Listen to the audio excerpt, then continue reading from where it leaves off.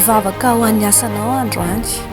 Jesosy Kristy Tompo mivavaka ho an'ny olona izay mijery ity vidéo ity mba ho tahianao ny asany, ny fikarohana ataony amin'ny asany mba ho voninahitry ny anaranao. Aoka ny herinao Andriamanitra hanala ny sakatsakana rehetra, ny varavarana mitondra fahampotehana idio zany androany. Fa ianao kosa Andriamanitra hanokatra varavara-pitahiana, varavara-pahasoavana, varavarana mitondra fahombihazana, mitondra fanambinana ary mitondra fampiroboroboana. Mivavaka ihany koa zahay androany Andriamanitra ho andreo izay mitady asa amin'izao fotoana izao. Ianao hampahita asa aza azy ireny. Amin'ny anaran'i Jesosy Kristy no hanaovanay izany vavaka izany.